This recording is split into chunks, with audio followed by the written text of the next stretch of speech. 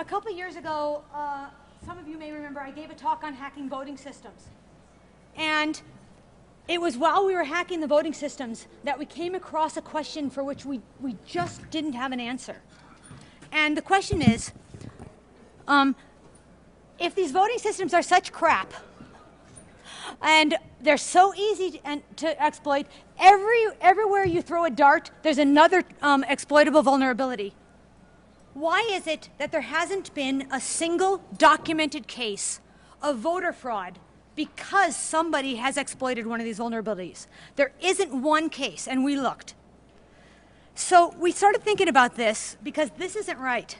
It's not like US elections don't matter. It isn't like there's not a hell of a lot of money going into this. So if you had $100,000, would you pay for advertising or hire somebody to make the election go your way?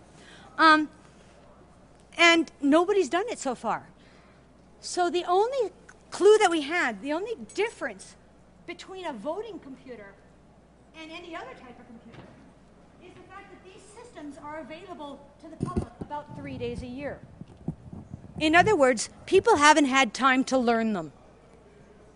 So this makes a great hypothesis, but I'm a scientist. And you have to test a hypothesis.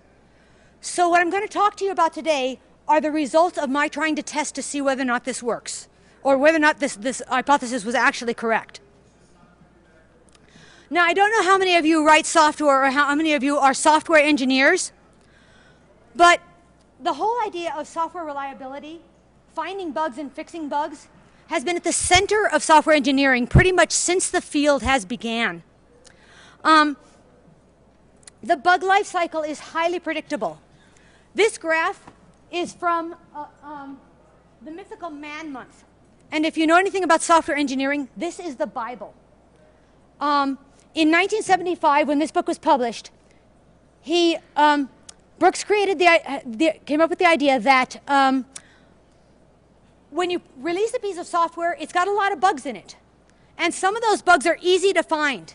And those easy to find bugs get found really, really early. And then you fix them, and then they get a little harder to find. And you fix those, and they get a little harder to find. And eventually, the curve gets pretty low, and at that point, you know your software is fairly reliable, right? Bugs are overwhelmingly discovered really immediately after the software is released, and then the curve drops, right? And this is remarkably stable over time. This graph is from 2008, which is 30 years after the publication of the mythical Man Month, and it shows exactly the same phenomenon. The actual numbers of bugs found were higher than Brooks predicted they would be, but the curve is exactly the same. So even if we can't fix the bugs, we do know that this aspect of software defects, this is well understood.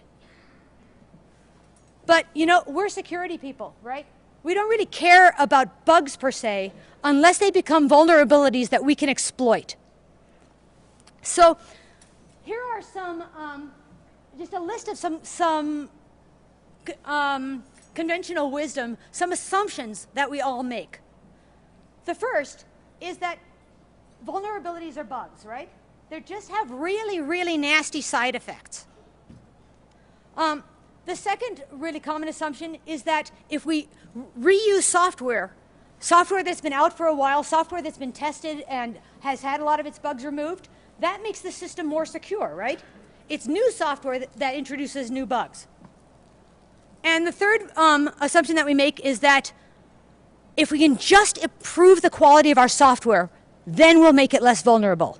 If we can use the perfect type-safe programming language, and if we can find the perfect compiler, if we can just build those, then we'll have secure software, right?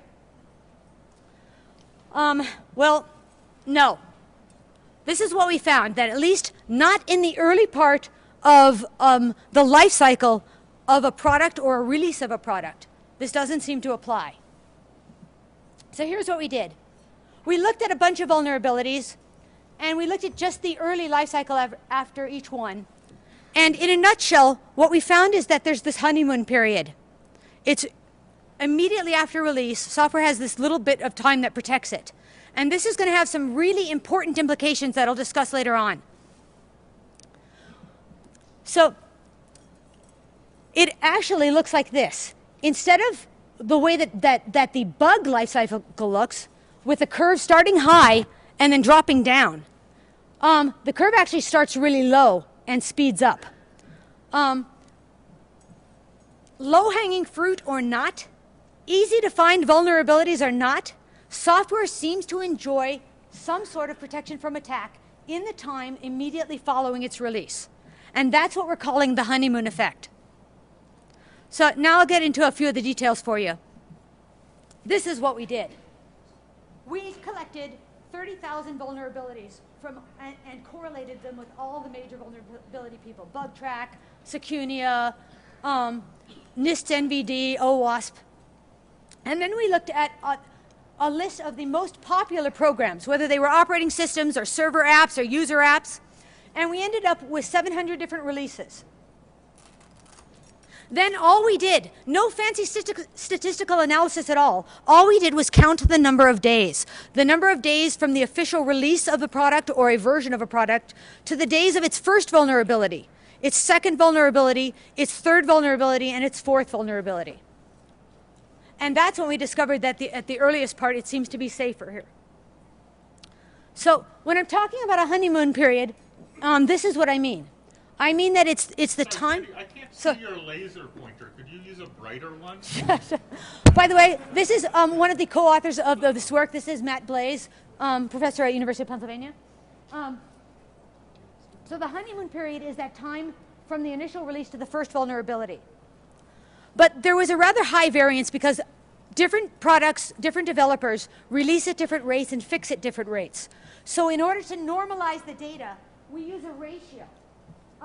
We compare the release to the first vulnerability against the first vulnerability to the second. And if the time from release to V0 is greater than the time from V0 to V1, that's what we're calling a positive honeymoon. Okay? So I'm going to be using the term positive honeymoon and negative honeymoon a lot. If the honeymoon period is shorter than the time from V0 to V1, that's a negative honeymoon. Okay? Now, it's also important to realize that we're not comparing version 1 against version 1.5. We're only looking at the vulnerabilities within version 1 and comparing them against each other, and we're only looking at within version 1.5 against each other. Each release is looked at independently of the other. And this is important because of software quality issues. So here's what we discovered. In 62% of the releases we looked at, the honeymoons are positive. That means it takes longer to find the first vulnerability than it takes to find the second. This is exactly opposite of what is true for software reliability. And not only that, the time it takes to find that first vulnerability, the median number of days was 110. That's a long time. And not only does it take longer to find the first one to the second, but it is almost twice as long. The median overall honeymoon ratio is 1.54. That means it takes almost twice as long to find the first vulnerability as it does to find the second. Okay, so there's a honeymoon effect. Big deal, what does it mean? Well, at first we thought that this was a result of software getting better. There's absolutely no denying that things like secure design initiatives, the use of type-safe languages, fuzz testing, there's any number of things that make software that is written in 2010 of a much better quality than software that was written in 2001, right? So we broke it down by year. And this is what we found. It didn't matter. Doesn't matter what we look at, we have consistently positive honeymoons. And remember that our software reliability models tell us that we should find mostly negative honeymoons. We shouldn't find that there's 50% or greater positive honeymoons no matter how we look at it. So we broke it down every single way we could think of. We looked at just operating systems, consistently positive honeymoons. We looked at just server apps, same thing. User apps, same thing. We compared open source code to closed source code, and it didn't matter. It takes longer to find the first vulnerability than it takes to find the second vulnerability. So just for a second, let's consider the implications of this. The fact is, every software release is likely to enjoy a honeymoon from attack in the period immediately after it's released, even though not a single one of the bugs that it's ever going to have been fixed yet. This is contrary to our expectations based on what we know about bugs. We'd expect that the newly released software is at its weakest. Every single bug it's ever going to have, even the easy ones, even the low-hanging fruit, are still there. Yet it's precisely at this time, precisely when it's at its weakest, that it's least likely to have an exploit discovered. Okay, so this got us a bit confused. And we tried to figure out why. And what we discovered is this.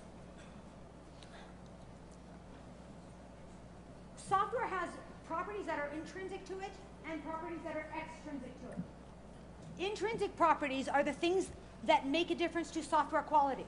They are how the initial product is designed, what type of language you choose to write it in, the skill of the programmer creates is important to the intrinsic properties of the software. But they're not important to whether or not it's vulnerable. That is related to the extrinsic properties, the things that the programmers and the developers themselves cannot control. And the extrinsic properties are legion. They're everything from the operating system it's running on, from the network interfaces, from what other applications or products are running on the system at the time. From they have to do with the black market and the economics. What does a vulnerability for this particular product sell for? There's so many of them we don't know what they are, and we don't know how to measure them.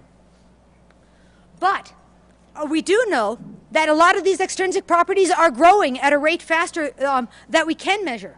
Things are getting worse. So if most of these extrinsic properties were responsible for the honeymoon period, we'd see the honeymoon period drop to 0 because they are getting worse. But the honeymoon period is still consistently at 50% or greater. So most of the properties that are extrinsic to whether or not your software is going to be exploited don't matter to the honeymoon period at all. What does matter? We got our first clue when we compared major releases to minor releases. Major releases of a product are intended to sell a new product. They contain the most new features. They have the most new code. This is the primary difference because minor releases, excuse me, I need a drink. Minor releases are mostly bug fixes. And while they do occur with a lot more frequency than major releases, they don't have nearly as much new code. This implies that there's some sort of learning curve going on here. And then our second clue came when we compared the difference between open source code to closed source code. What's really interesting here is that open source code has a longer honeymoon period, but it has a shorter honeymoon ratio. What that means is that it takes longer to find the first one than the second one, but it also takes relatively long to find the second one. And what that seems to imply is that when it comes to attacking open source code, the attackers are not climbing the learning curve quite as quickly. And we think this is because open source code releases versions much more rapidly. And they're changing the code more rapidly. But we're not sure about that, and we're going to be running some other tests to see what we can find. But this is our hypothesis. This is what we think is affecting the voting machines. That there's an attacker learning curve. And that it takes, the longer it takes the attacker to climb your learning curve, the longer you've got. That's your honeymoon.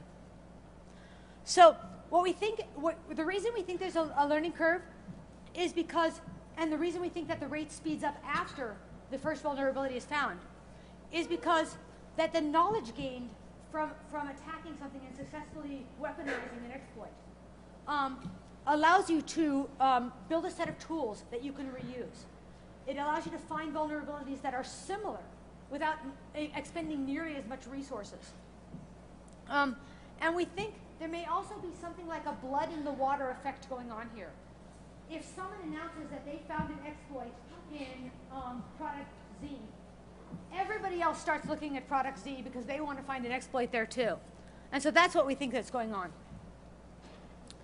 So the last convincing piece of evidence that we got that made us think that the honeymoon effect is the learning curve came when we realized that that very first vulnerability, the one that destroys your honeymoon, there's actually two types of these. And most people forget this. And I'm not sure that this is even an area that people pay much attention to. But we, as engineers, as coders, as developers, tend to believe that we introduce new bugs with new code. We're human, we write buggy code, we know that. So we expect that every time we write something new, there's going to be problems with it, and then we'll fix them, and then it will be okay. So that a code that, or a bug that is introduced in a new piece of code, that's what we're calling a progressive. But the second kind of vulnerability, that can be the very first vulnerability in a brand new release of a product, is something that we're calling a regressive vulnerability.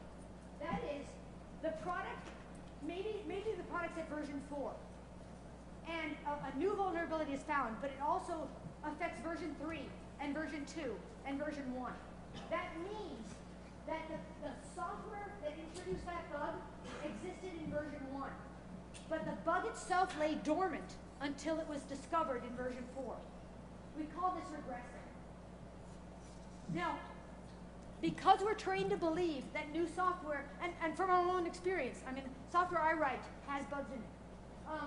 So because we are trained to expect this, one would expect that most of the first vulnerabilities found will be those easy to find, low-hanging fruit, progressive vulnerabilities. But that is not what we found. What we found is that 72% of the first vulnerabilities ever found in a brand new release of product affect code in earlier releases. They did not originate in that release. They were not a result of new code. 83% for open source, 59% for closed source. And what's really interesting is there's still a positive honeymoon. They may have been introduced in 3 versions or 10 versions before, but they still take longer to find than the vulnerability after them. So I think what I want to say here is new code is better than old code, even if it's crap. Even if it introduces new vulnerabilities, you get a grace period, a safety period. And you get a significantly long, twice as long honeymoon period, the more new code you can get. So, new code is a driver. It forces attackers to relearn your system. It makes their tools no longer work. It makes them expend resources. It costs them time. It costs them money. It's exactly what you need to do to up your side of the arms race. So, early on in a product, extrinsic properties matter more than the quality of the software itself. And more importantly, the discovery of a new vulnerability appears to depend on how familiar the attacker is with the product. Software, even weak software, even insecure programs are protected by this learning curve. And for our sake, what does that mean? It means that vulnerabilities are not the same as bugs. And you know why they're not the same? Because their extrinsic properties are different. The extrinsic properties of a software bug are static. They are fixed at the time of the software release. It needs this operating system, it needs this much RAM, it needs this CPU. They are so well defined and well understood that they are printed on the box when you buy the software. The extrinsic properties that relate to vulnerabilities, I don't even know what they are yet. They are not well defined. Hell, they are not well understood. The security community hasn't even delineated all of them yet. All we do is say, we know this is a problem, we know this is a problem, we know this is a problem, but we don't know what they are yet. How we measure them? So, what makes the honeymoon effect important, and this is why I'm glad you're here today, is because we need to develop a way to tell people, here's where you are in the vulnerability life cycle. Here's what you can expect, and here's how you can protect yourself. In other words, we need metrics. If I don't know if you know, Matt Blaze wrote a paper on safecracking for computer scientists. When he goes and buys safes, and our lab is full of them, we know that when they have a particular UL rating for 30 minutes, that safe is secure against all the extrinsic properties that can crack a safe, from an arc torch to hammer and chisel to acid to whatever you can put on it. I know that if it's got a UL 30 rating, it is safe from attack for 30 minutes. So I make my security by having my guard walk around every 29. We don't have those kind of metrics for software yet, and that's what we think the honeymoon effect might help us develop. Recognizing that this honeymoon effect is a result of familiarity means that okay, what can we do to increase the attacker learning curve? The best possible thing to do would be to rewrite your code every 3 months. The minute you ship it, throw it all out and start over from scratch. Okay, that is not going to happen. But we can do other things. How about some form of code obfuscation? There are definitely problems with that, but it does seem to work for QMail. And QMail, as far as I know, has no publicly released exploitable vulnerabilities. There are also things like dynamic execution. Go ahead, Matt. So I just want to point out the implications of Sandy's research, which I'm enormously proud of. You know, in terms of the so what. Essentially, the message of what we looked at from the data, and you know, we can't explain why this is true, but I want to emphasize the single point here is that everything taught in software engineering school, when you go to software engineering school, you know, the first thing they tell you is code reuse is good. Reuse your code. Bugs are bad. And what we've discovered is that in practice, the software engineering wisdom actually makes software less secure. It's that code reuse and emphasis on the bug life cycle that actually pushes the vulnerabilities out in front in new releases. So essentially, the so what that isn't on Sandy's slide is we have to rethink the way we teach software engineering for security purposes. The basic precepts of that field seem not to be working at all for security. So sorry for that interjection. That's Save your voice for a my second. advisor. I'm proud. Anyway, so the other thing that we can do, we've got to develop some technique that builds into software anything that can increase the attacker's learning curve. I've been looking at research into dynamic execution, and I think that looks interesting. Can you make functionally the same and but executionally different binaries? That's a possibility. What I'm also looking at now is adaptability rates, and I hope to have a paper coming out on this in a week or two, a position paper on so that if you're the defender, how fast you need to release your changes in order to stay ahead of the game. So look for that soon. At this point, I'm going to turn the time over to Renderman. He's been looking at things from the attacker side, and he's got some interesting ideas and examples of what he thinks are practical demonstrations of the honeymoon in action. So we're going to switch here. All right.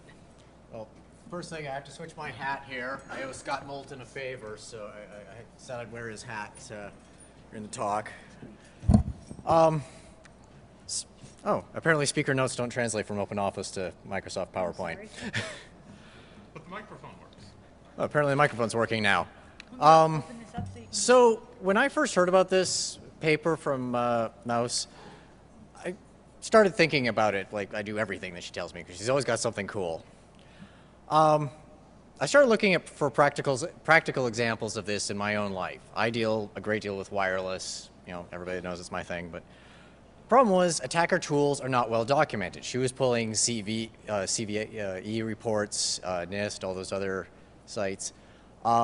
A lot of the attacker tools, you don't know when they specifically implemented things, because it's the underground economy. It's not, the whole formal process, because it wasn't some lab that came up with it. So it's really hard to pin down some of these initial dates when things happen.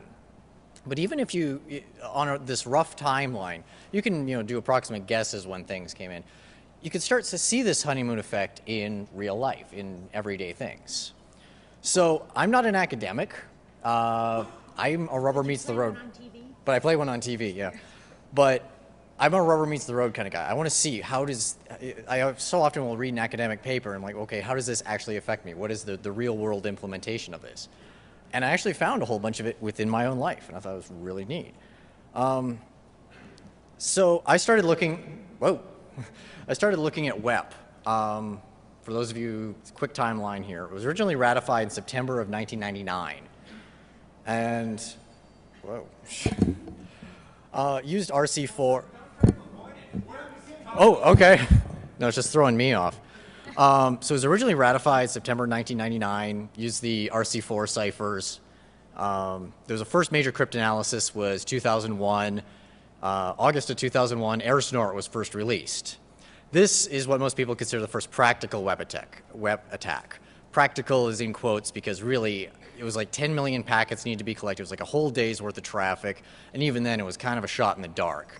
It was never anything that I ever found truly practical, but it was an implementation of the cryptanalysis. Where the rubber really hit the road was in 2004, 2005, when Chris Devine first released Aircrack. I can't find an exact date for its first release, but archive.org says it's about 2004, 2005, around December.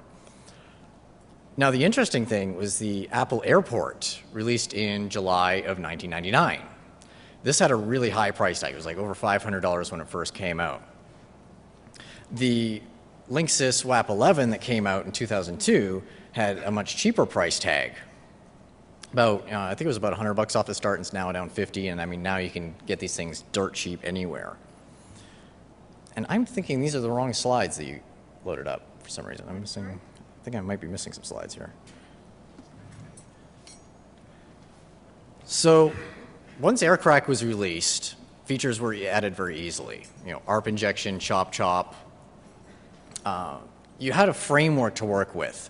So now attackers that are looking at WEP, starting to poke and prod at this new thing that's starting to permeate the rest of all of our lives, starts picking up development. It's easy to now just add a new feature.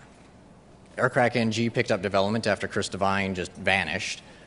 There's an extrinsic factor for you. If your author just suddenly disappears, what are you going to do about it? Yeah, I don't have any of my timelines in this. I'm not sure what you got these other slides, but okay. I pulled them off of the key you gave me. Oh, okay. Weird. But by 2007, WEP is fairly idiot-proof to break. I mean, Spoon WEP came out. It's included in Backtrack. There's a whole bunch of point-and-click WEP cracking apps.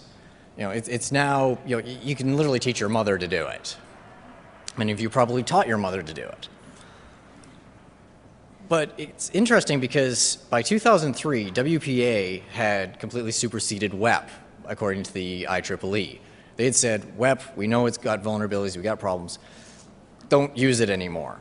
So this is even before Aircrack came out. This is even before the tools, the framework started coming around. Fully deprecated in 2004. But as anybody who's doing war driving or any wireless analysis knows, it stuck around. WEP, it's the thing that would not die for the longest time. The PCI standards started banning WEP as late as 2009. So you've got this almost 5-year gap between when vulnerabilities were found and when it was finally dealt with within industry, and somebody was saying, you must change out this protocol, or else you can't process payment cards. TJX was the exploitation that just kept on giving for guys in the wireless community. It was initially penetrated in March of 2005. This is actually just after Aircrack came out, but this is long after there was initial problems being shown. They didn't start their conversion until almost 6 months later in October.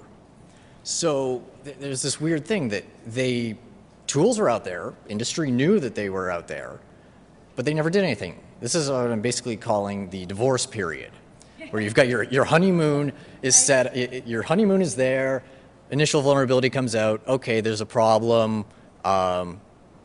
you know, things aren't the greatest, but you know that if you assume a positive honeymoon all the time, you know, the positive amount of time, you know your best days are behind you.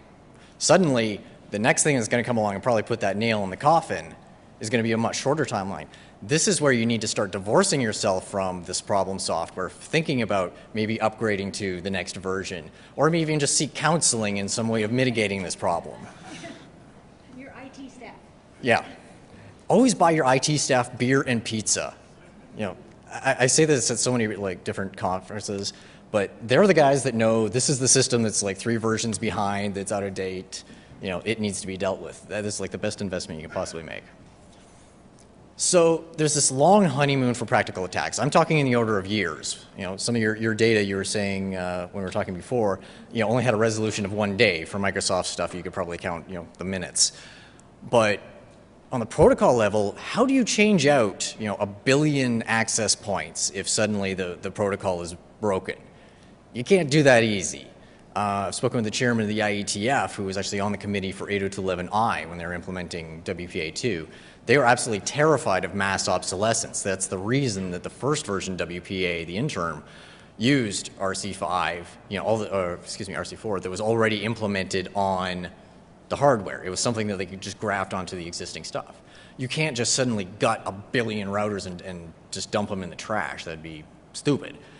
But it was something that you need to think about, get ahead of that curve. If you know that by the time that first point hits, it's only going to get worse, well, assume the worst and keep going. The cost of equipment is a huge external factor. If, you know, it's a $500 device, I'm probably not going to buy it and tear it apart and see how it works.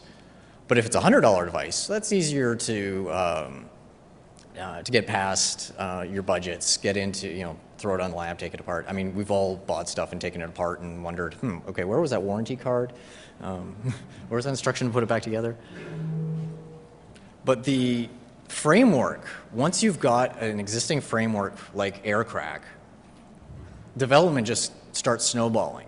But at the same time as that, you've got increases in adoption, increases in interesting places that start implementing wireless, bigger businesses, retail outlets, stuff like that.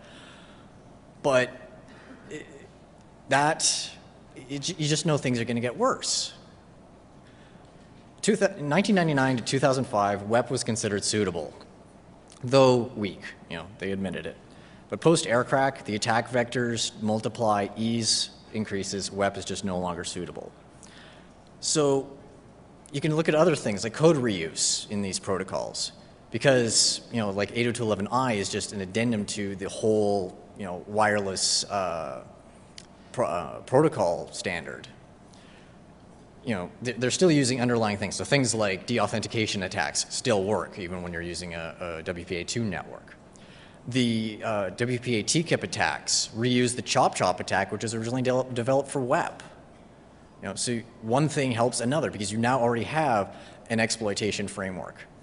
The other thing that, again, I don't know what happened with the slides, but what I had also found was that as you go along and you start looking at, okay, here's when things were ratified, here's where things were released, you know, here's where AirCrack came out. There's other things like the monitor mode drivers that AirSnort introduced. There was the AirJack injection drivers that were around. Then, you know, you had all these little pieces that added up and people started integrating them into these frameworks. Then you had all the pieces necessary for a complete tool to, you know, break WEP in 60 seconds. Other external factors in other things that we're all familiar with. PlayStation 3. You know, Sony comes out with this wonderful thing and they've got, you know, this install other OS and everything. They seem to be playing nice thing, you know, people wanting to use this thing for research. how many universities bought these things, by the pallet to set up cheap supercomputers. I know that the U.S., I think it was the U.S. Navy has like 1,700 of these things that they're using for parallel processing. So in March of 2010, GeoHot found that, wait, I might be able to use this install other OS thing to get direct access to the hardware to do other cool stuff. Sony's reaction was to pull the install other OS option through a firmware update. So either you didn't update your machine and you couldn't play online, or you played online and you lost this option. It had been the unit had been out for several years by this point, and suddenly the nobody had any real practical attacks on it. Suddenly, they pull this rug out from developers who've been using these things. I mean, I wonder what that happens with the Navy when they have to send one of these things in for warranty. Do they get back a reflashed one with the new firmware that doesn't support this? So by December of 2010, this is only like 9 months later, initial weaknesses were shown in, was it 25C3 in Europe. But by January of 2011, I should be in 11, GeoHot basically found the master keys that allowed you to sign any software you wanted to run on these things and ran with it. So a hell of an extrinsic factor is don't piss off your customer base. If you've got a whole bunch of people really pissed off that you changed their product out from under them, you're pointing a big target on the back of your head. So how many companies do you see that do contests where it's like, oh, our product's hack proof, we'll put it out there for test and everything like that? I mean, you are just asking for things to happen. I mean, Sony, Lulzsec, and others, like, they have painted like the biggest target on their head that I can possibly imagine. But it's a matter of thinking, okay, you've got this initial release, it's going to be a while before the tools come about to exploit this. When they start coming together, that the best times are behind you. You got to figure out how do we mitigate this? Do we need to upgrade? Do we need to flash a new firmware on whatever, upgrade protocols, procedures, something? But understanding where that point is likely to be before it gets really bad, and you can teach your mother to own a device. That's where a lot of the value of this research came in for me. I've been doing some work with Aruba Networks. They're implementing Suite B encryption on their products for doing secret level stuff over wireless. It's basically an NSA developed and supported set of configurations for wireless gear. So suddenly you can have wireless on base at and use an iPad to access things that are theoretically secret. I'm willing to get out and say, because this stuff is only being implemented at the higher level, you've got like several $1,000 price point that you're going to have to break through. That is going to be a major barrier to entry. So for several years, X years, you're going to have no major attacks against this. But as soon as there's an open source implementation, when I can load like Suite B level encryption on like a Linksys router or something like that and interact with it at home, suddenly I'm sure within like X minus 1 years, like so however long it takes for those, before that open source implementation comes out, it's going to be a much shorter period, meaning there's going to be a positive honeymoon, but it's going to be a shorter period before somebody figures out some sort of vulnerability or way to manipulate or abuse this. So research like this for me proved that, okay, maybe all those academic papers that I was ignoring because I didn't think they were applicable actually do. And I would hope the rest of you would look at your environments and think, okay, how can I apply this? What do these numbers tell me? And can I plan ahead and sort of get an idea of when things will go bad? So, thank you. Absolutely. Thanks, Rinder. You bring up some interesting points, and there's something I'd like to conclude with by calling to mind. How many of you have played around with smart cards? Smart cards' honeymoon is just about over. And the reason it's over is because it's cheap now to get. I have with me a nice little toy.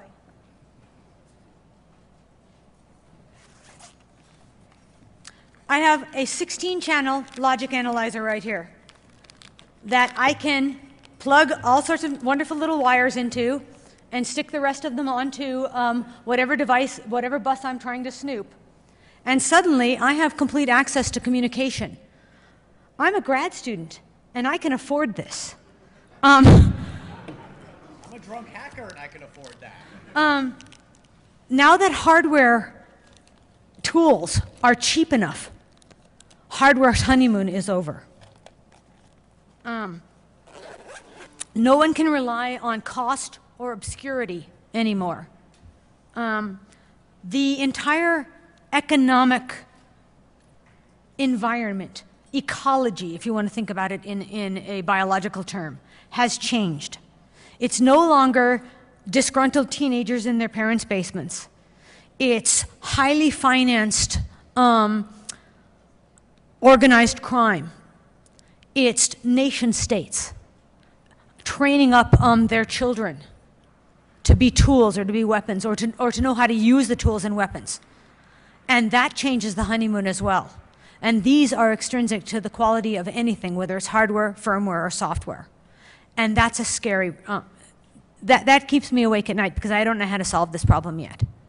What I'm hoping that you'll take away from this is that we have to, the way that we fix software now is broken. We cannot rely on the patch and pray cycle anymore. We have, as security people, two models for how we protect ourselves. We use the Center for Disease Control model, which is that you inoculate yourself against everything that you know that's out there, and then you stick yourself out there and you wait to be attacked. And then when you do, you clean yourself off and you go into detox for a while, and you do it again. And the only other model that we've got is the military model, which is the castle and moat. You dig a huge moat around yourself and you put up really high walls, and you carefully control the ingress and you carefully control the egress, and you stick yourself out there and you wait until you're attacked. And that's it. We can't do that anymore. We're losing this arms race. Every piece of research that I could find, whether from anybody from Symantec to Security, anyone to OWASP, to Brian Krebs, to anyone that watches vulnerabilities and that watches exploits and that watches the marketplace, the attackers are winning this game. And it's because we patch our software and we fix our hardware the same way we fix our bugs. And we're not learning from that, and that's what we're going to have to change. So I really appreciate your attention, and I'll take any questions. So, thank you.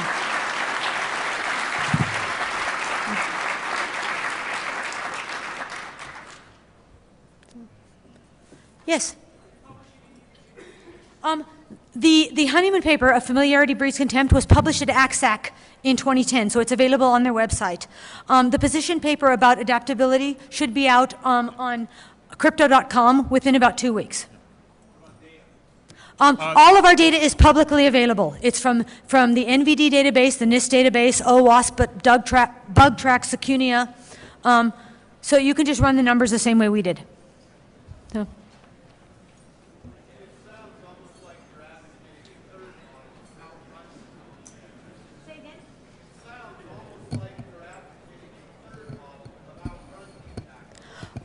In a way I am, or at least run as fast as they do.